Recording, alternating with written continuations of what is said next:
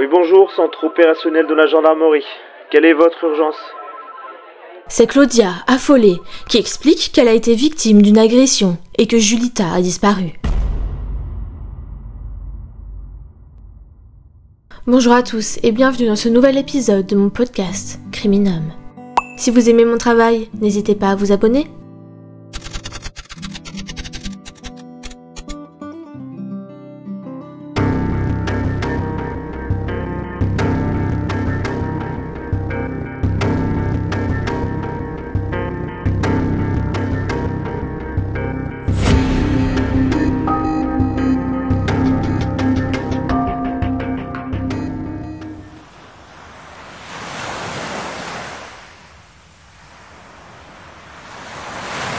Nous sommes dans la nuit du 29 au 30 juillet 2016, au niveau du site du gouffre de l'étang Salé, dans le sud-ouest de l'île de la Réunion. Le ciel nocturne est majoritairement voilé. Quelques gouttes tombent encore suite à une journée de pluie légère. L'océan est mouvementé. Une houle constante vient fracasser la côte. Il fait presque nuit noire. Marie-Claudia Loret, dite Claudia, la trentaine, et sa compagne, Julita Bénard, 26 ans, se promènent sur le site. Elles discutent de tout et de rien et à cette heure-ci, elles ne sont pas dérangées par le flot de touristes habituellement présents. C'est une balade tranquille entre deux femmes qui s'aiment.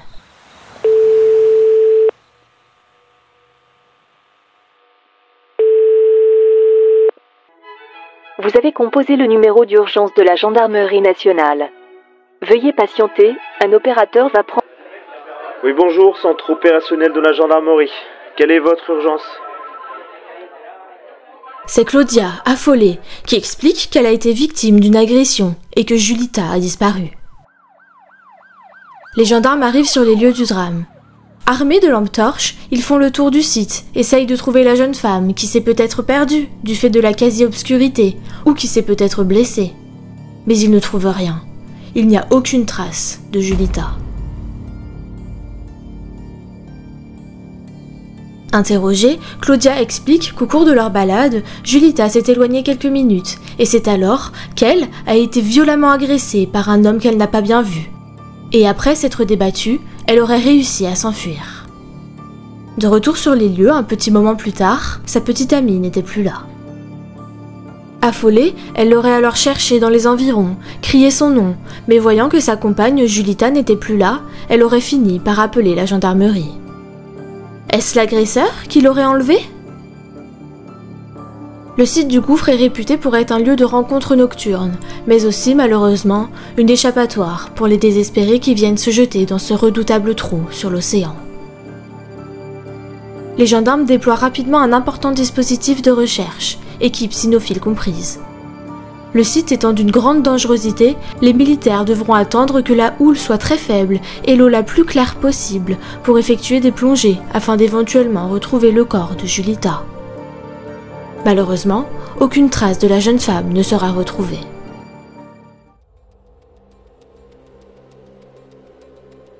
Les jours passent et aucune nouvelle de Julita.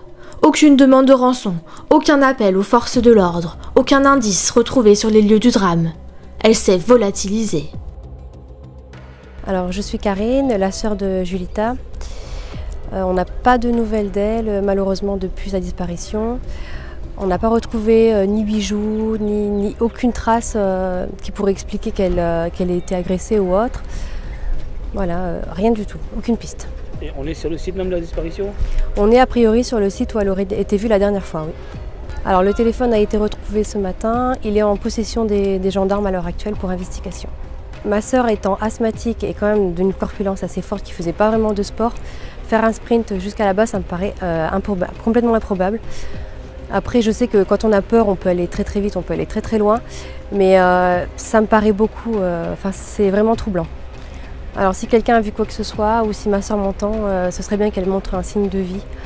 Et les gens qui l'ont vu ou qui pensent l'avoir vu, ce serait bien qu'ils nous contactent, soit par le biais de la gendarmerie, soit au numéro 06 4 56 57.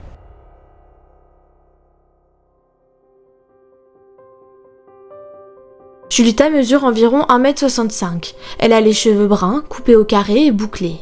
Elle a un tatouage représentant un signe chinois à la cheville gauche. D'après ses amis qui sont interrogés, je cite, « Julita est une fille simple qui aime la vie. Elle est toujours prête à aider les autres. C'est une bonne vivante qui aime manger, s'amuser et profiter de la vie. Elle est très proche de sa famille, notamment de Joseph, son père, Karine, sa sœur, et Hélène, sa tante. » D'après son entourage, Julita est très amoureuse de Claudia, sa première compagne féminine. Elle habite à Montvert-les-Hauts, à une trentaine de minutes en voiture du gouffre, mais les sources diffèrent sur le fait que les deux femmes vivent ensemble ou pas.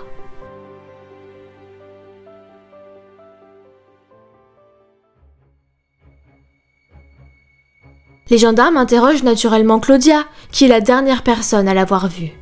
Mais ses explications semblent de plus en plus contradictoires et incohérentes. Et puis, ces légères blessures ne collent pas avec l'agression violente qu'elle décrit. Elle dit s'être blessée en échappant à son agresseur, au pied, à l'épaule et au coude. Pourtant, le lendemain des faits, le médecin légiste ne note aucune blessure, sauf une lésion à la lèvre.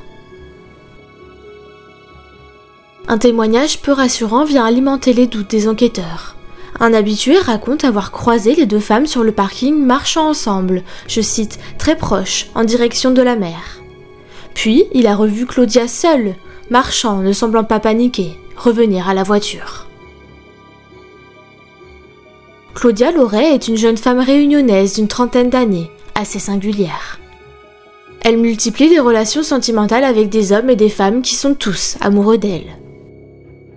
Alors qu'elle est en couple avec Julita, les enquêteurs se rendent compte qu'elle continue de fréquenter le père de sa fille, qu'elle poursuit également une liaison avec une certaine Wendy et qu'elle entretient une relation platonique avec un certain Brian.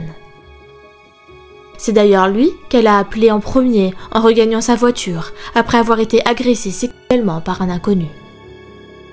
Pour le directeur d'enquête, Claudia Loret, qui utilise 7 lignes téléphoniques différentes, il faut bien réussir à gérer toutes ces relations sans attirer l'attention, a pris soin d'instaurer, je cite, un contexte de la peur. En effet, curieusement, la veille de sa disparition, Julita a été victime d'un cambriolage à son domicile.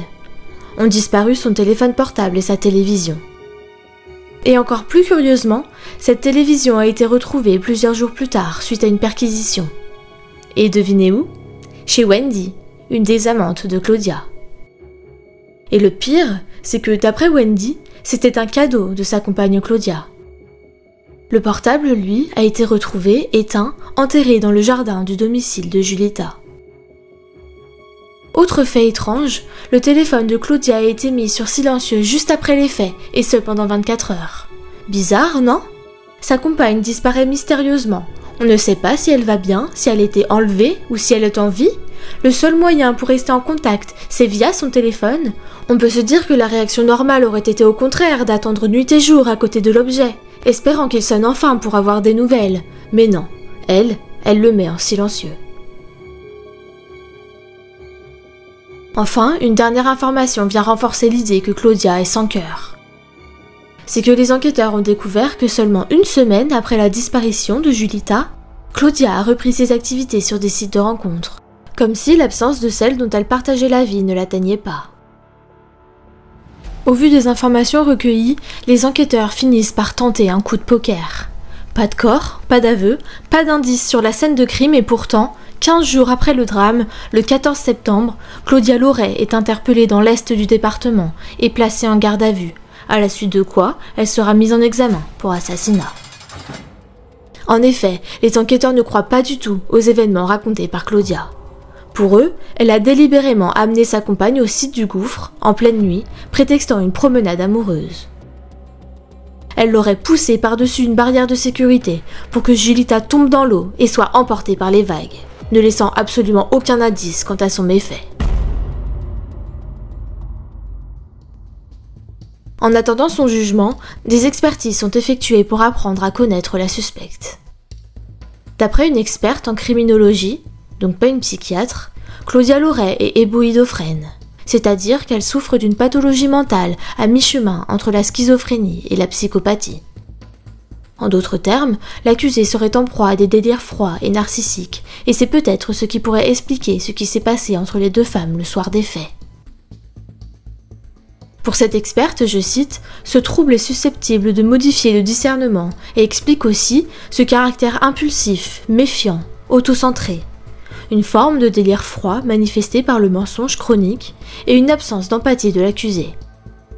Mais aussi une forme de charisme qui peut attirer des personnes vulnérables et satisfaire le besoin d'accumuler des conquêtes. » Pour cette experte, un éventuel élément fondateur de cette personnalité serait le décès de son frère jumeau en 2010, victime d'une chute mortelle lors d'une course-poursuite avec d'autres jeunes.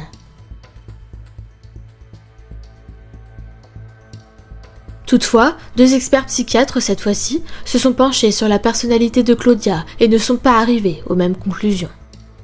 Ils décrivent une femme certes singulière, mais sans profil criminologique. Par contre, tous s'entendent sur un point. Claudia Loret est une mythomane. Et voici la longue liste non exhaustive de ses mensonges. Un jour elle est professeure de fitness, un autre agent immobilier, un autre encore gendarme en civil pour surveiller les boîtes de nuit. Concernant la conception de sa première fille, Claudia raconte qu'elle est le fruit d'une insémination artificielle réalisée en métropole, puis sans aucune logique, elle explique à d'autres qu'elle a tenté de mettre fin à cette grossesse non désirée. Au sujet de son deuxième enfant, conçu juste avant la disparition de Julita Bénard, un coup, elle se dit victime d'un viol en réunion, et une autre fois, elle raconte qu'en tant que femme fontaine, elle s'est fécondée seule. Oui, vous avez bien entendu. Elle s'invente aussi un temps un cancer, puis ment à propos du décès de sa mère. La mythomanie, également connue sous le terme de trouble mythomaniaque, est un comportement caractérisé par une tendance à mentir de façon compulsive ou pathologique. La mythomanie est classée dans les troubles de la personnalité et se manifeste par une propension à inventer des histoires et des réalités qui n'existent pas, souvent de manière très convaincante. C'est le psychiatre allemand Anton Delbrück qui décrit pour la première fois ce trouble en 1891. Le terme est ensuite repris dans les travaux du psychanalyste français Ernest Dupré en 1905. Il tire son origine du grec ancien mythos, qui signifie légende ou mythe, et manie, de mania, qui veut dire folie. La mythomanie est donc une tendance pathologique au mensonge, qui relève de la psychiatrie. Par définition, un mythomane est une personne qui ment de manière systématique, n'a pas conscience de la frontière entre ce qu'elle dit et la réalité, n'est pas capable de réaliser le caractère mensonger de ses déclarations, même quand on la confronte. Aujourd'hui, le terme est moins utilisé par les professionnels de santé et ne fait pas partie des derniers ouvrages de classification internationale des troubles mentaux, comme le DSM-5 et le CIM-11. Les causes exactes de la mythomanie sont souvent difficiles à identifier. Elle provient d'un besoin profond de fuir la réalité qui vient souvent d'un choc émotionnel, comme le décès d'un proche, l'annonce d'une maladie incurable, un échec scolaire ou professionnel ou une déception amoureuse. Elle peut également être liée à une faible estime de soi ou à un besoin de validation. La mythomanie est souvent associée à d'autres troubles, comme la personnalité narcissique ou borderline. Ce qui distingue un mythomane d'un simple menteur, c'est qu'il n'y a pas de frontière entre ce qu'il raconte et sa perception de la réalité. Il vit littéralement à travers ses fabulations. Les symptômes de la mythomanie sont des mensonges répétés et constants, des fabulations qui peuvent aller de la modification de petits détails de sa vie à sa réinvention totale, un besoin de se créer une réalité alternative afin d'éviter de souffrir, un manque de confiance et d'estime de soi, et de grandes difficultés ou une incapacité à réaliser qu'il ment, même quand on lui donne des preuves.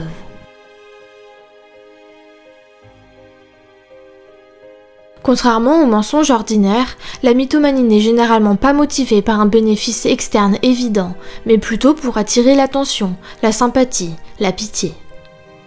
Elle diffère également de la schizophrénie, où les croyances fausses sont des délires, et non des mensonges conscients. Cette mythomanie pousse apparemment Claudia à changer de version de nombreuses fois, ce que nous allons voir.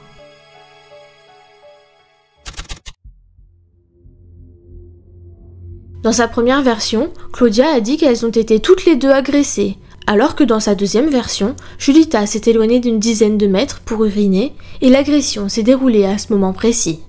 Claudia se serait alors enfuie, laissant sa compagne disparaître seule dans le noir. Dans une autre version, Julita a glissé et est tombée.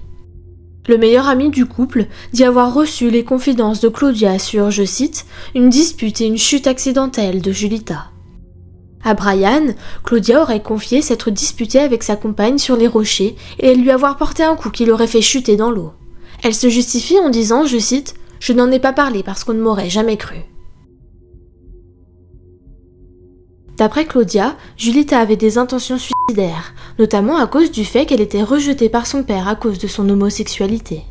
Mais pour les proches, la thèse d'un suicide ne tient pas. Julita n'avait aucune raison de mettre fin à ses jours. D'après son père, elle aimait trop la vie et elle savait qu'il n'avait aucun problème avec les choix amoureux de sa fille. Quelques jours avant de disparaître, Julita se confie à sa tante Hélène à propos de sa rupture avec Claudia. Donc d'après Hélène, les deux femmes étaient en fait déjà séparées au jour du drame, ce que Claudia nie. D'après d'autres sources, Claudia aurait pu se débarrasser de Julita, qui envisageait de la quitter, pour deux raisons. Elle a découvert sa double, voire triple ou quadruple vie, et ou elle n'a pas accepté sa grossesse récente, parce que forcément, cela voudrait dire que Claudia l'a trompée. Julita a aussi dit à sa tante que son ex-compagne lui avait emprunté de l'argent. Une grosse somme, semble-t-il, aux alentours de 8 000 € que la jeune femme voulait récupérer. D'ailleurs, le patron de Julita, proche de son employé, dit aux enquêteurs que Claudia, je cite, « abusait de Julita », lui demandant toujours de payer ou de lui offrir des choses. Claudia était-elle acculée par des soucis d'argent perpétuels? Dans tous les cas, nous n'aurons jamais le fin mot de l'histoire. Quand les questions la dérangent, Claudia ne se rappelle pas.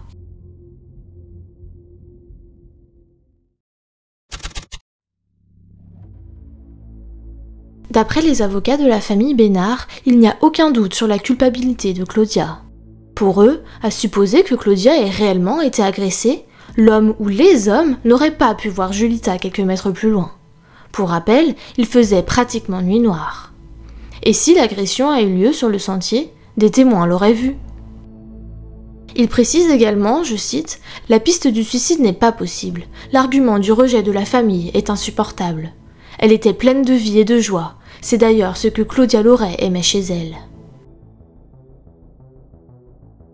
L'accusation fait également un parallèle avec l'affaire Jean-Claude Roman, qui a tué toute sa famille en janvier 1993 car ils étaient sur le point de découvrir ses mensonges. Comme lui, elle s'est retrouvée acculée par ses mensonges et la suppression des gens qui éventent un secret devient la seule solution. Elle est dans la dépendance, le pouvoir, la manipulation. Elle n'a jamais eu de relation sentimentale saine. Claudia Loret a tout fait pour fragiliser Julita Bénard et l'amener ainsi au gouffre. De son côté, la défense penche plutôt à une chute accidentelle car pour eux, je cite, « Si le mobile du crime était réellement qu'elle se sentait acculée, elle aurait dû tuer tout le monde. On n'a pas la preuve de cette rage qui aurait été déterminante pour pousser la victime. Nous attendions des preuves, nous n'avons eu que des scénarios. Le doute imprègne chaque page de ce dossier. » Même en l'absence de preuves concrètes ou de corps, la personnalité singulière de l'accusé, ses changements incessants de version, son manque flagrant d'émotion et son attitude au procès ont joué contre elle. C'est ce qu'on appelle en droit le faisceau d'indices. Un faisceau d'indices est un ensemble d'indices qui, par leur convergence, permettent de prouver un fait ou un acte juridique. La convergence de ces différents éléments accrédite l'existence de ce que l'on veut démontrer. En l'absence de preuves flagrantes ou incontestables, le juge va utiliser le faisceau d'indices comme autant de petits éléments de preuve qui lui permettront d'approcher de près la vérité et donc d'asseoir sa conviction. Le 6 avril 2022, Claudia Loret est condamnée à 30 ans de réclusion criminelle avec un suivi socio-judiciaire de 5 ans. Claudia a fait appel de la décision. Nous sommes très satisfaits de la décision qui a été prise aujourd'hui par la Cour, qui a reconnu coupable Madame Laurette Claudia des faits d'assassinat sur la personne de Julita. La famille est soulagée et va pouvoir enfin avancer après 6 ans d'attente. Même si elle aurait préféré également avoir la vérité sur ce qui s'est passé, elle s'est résignée à ne pas la connaître. Mais ce soir, je peux vous dire qu'ils sont satisfaits. Claudia Loret va peut-être faire appel. Certainement. Déjà de 1 parce que son avocat finalement n'a pas pu plaider. Oui. On le sait, c'est là toute la difficulté du dossier. En plus, l'avocat général avait requis 25 ans. Finalement, elle repart avec 30 ans. Ce qui fait que nécessairement ils vont faire appel. Après, j'avais prévenu la famille de la victime qu'il risquait, quoi qu'il arrive, certainement d'avoir un appel. Elle aurait été acquittée, il y aurait eu un appel, elle a été condamnée, il y aura un appel. Donc ils savent que ce n'est pas terminé, mais pour l'instant ce soir, ils sont soulagés. Le 10 mars 2023, la Cour d'appel a confirmé la peine prononcée en première instance.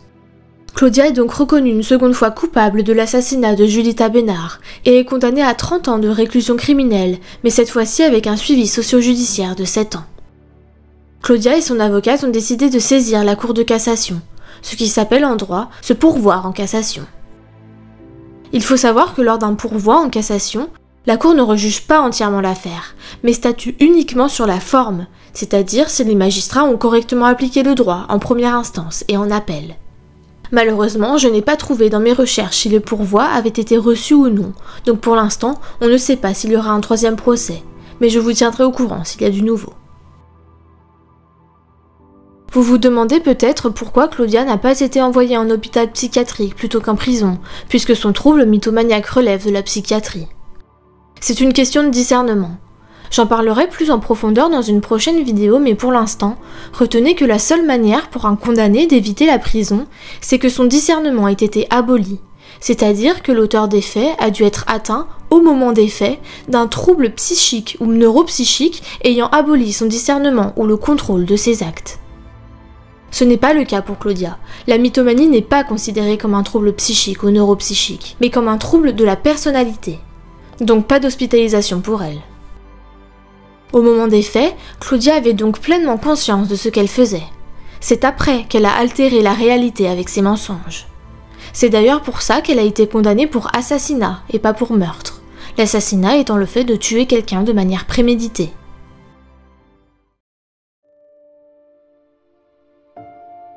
Et c'est ainsi que se finit la tragique histoire de Julita Bénard. On ne saura jamais vraiment ce qui lui est arrivé, mais ses proches se souviennent d'elle comme une jeune femme généreuse et aimante. On se retrouve la semaine prochaine pour un nouvel épisode. Si celui-ci vous a plu, abonnez-vous!